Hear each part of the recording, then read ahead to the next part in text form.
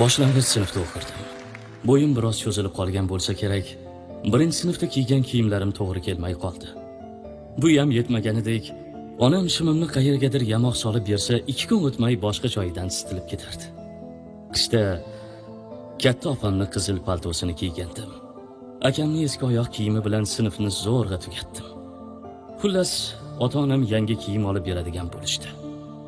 Bozorga otlandik. Bozor. Ulug'lar aytganidek, qorni och odam bozorga borsa to'yadi. Yemasa ham to'yadi. Jilla qursa, bozor ko'rib yurgan odamni ko'zi to'q bo'ladi. Otam bilan kiyim-kechak sotiladigan tomonni qariyb yarim kun aylandik. Har bir xaridor yonidan uzoqlasharkanmiz, otam taassuf bilan bosh chayqardi. Ko'zimga qaramaslikka urinardi.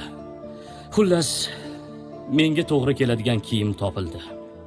Qizig'i, otam olib bergan shim va ko'ylak, oyoq kiyim ham ancha katta keldi. Otam, "Ay 2-3 yil bemalol kiyasan" deb qo'ydi. O'zimda yo'q xursand bo'ldim. Erta-indin maktabga borib, sinfdoshlarimga maqtanishni dilimga tugib qo'ydim. Kiyim bozoridan chiqarkanmiz, dimog'imga gup etib taomlarni hidi urildi. Ayniqsa, kabob ko'zimga olovdek ko'rindi. "Shashlik olib bering." Otamning nigohini qo'ra tomonga burmoqchi bo'ldim. "Qarang ota, menga ham olib bering, och qoldim." Bu so'zni hech bir ota ko'tara olmaydi nazarimda. Juda og'ir gap qilgandim. Otamning bir qo'lida meni yangi kiyimlarim, ikkinchi qo'li esa cho'ntagida edi. Nimalarnidir chamaladi shekilli, beixtiyor tamaddixona tomonga burildi. "Qani yur o'g'lim, bir seni shashlikka to'ydiray." Balki kenja farzand bo'lganim uchundir, otam biror marta iltimosimni yerda qoldirmagan. Oshpaz amaki bitta shapati non va 2 dona sixta kabob olib keldi. Likopchada piyoz ham qo'ydi. Men dastlab hech narsaga e'tibor qilmay, oldimga qo'yilgan taomni shoshilgancha yeb boshladim. Bitta sixini tugatgach, biroz nafsim qondi shekilli, otamga yuzlandim. "Siz yemaysizmi?" "Sen yeyaver o'g'lim, meni qornim to'q." Otam shapati non bilan piyoz chaynab o'tirardi. Kabobni oxirigacha tugatdim. Otam esa achchiq piyozni nonga qo'shib yedilar. Yillar o'tsa-da bu voqeani negadir esimdan chiqara olmadim. Otam bilan bog'liq o'sha voqeani yuragim ezilib eslayman. Chunki u paytlarda otamni menga har yili yangi kiyim olishga puli yo'q edi. Bugun bolalarimni istagancha kabobga to'ydira olaman. Xohlagan kiyimlarini kiyishadi. Cho'ntagimda pulim tugaydi degan xavotirim yo'q. Otam ham tirik.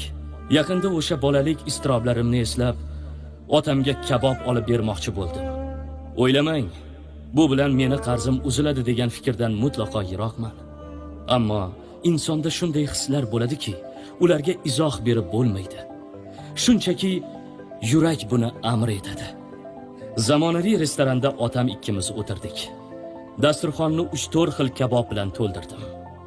Eng noyob taomlarga buyurtma berdim. Otam bitta sixini qo'liga oldida ancha vaqt tikilib qoldi. Bir chimdim yegan bo'ldi. O'zimcha o'yladim. Otam ham o'sha voqeani eslayotganmikin? "Avoling ota?" "Bolam, bularning yeyishga tishim yo'qda. Undan ko'ra achchiqqina ko'k choy aytsang-chi." Yuragim uzilib ketdi. Otam o'shanda ham achchiqqina piyoz bilan qorin to'yg'azardi.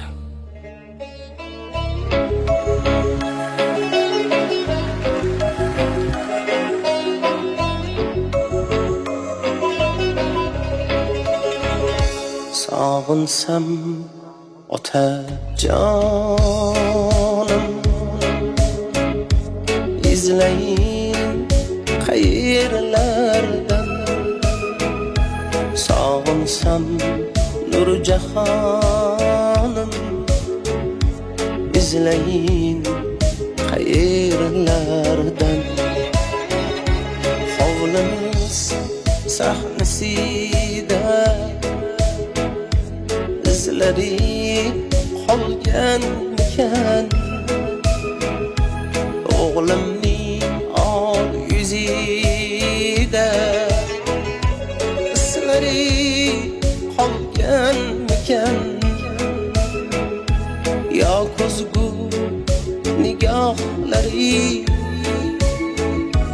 payt poylab turganmikan sog'insam otajonim izlayin qayerlardan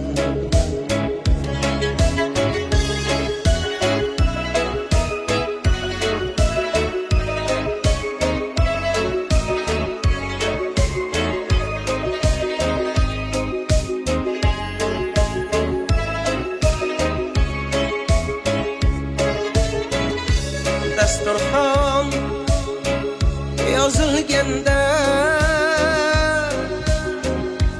ne'matlar ekladi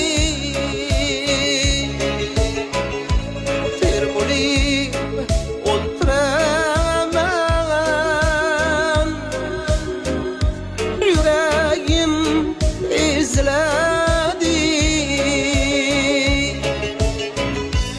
uray deb anorlar ham chokidan so'kiladi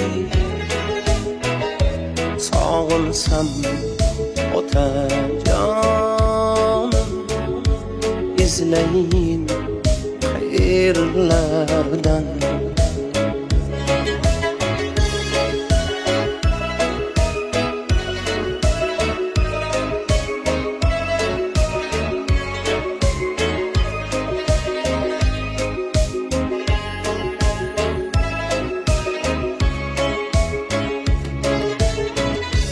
oqsoqol otalarga qush kabi talpinarman ko'rsam gar suratlari suv kabi qalqinarman yig'lamay yashaymanu ammo ki sog'inarman sog'insam otajonim izlayin qayerlardan sog'insam nurjahonim izlayin qayerlardan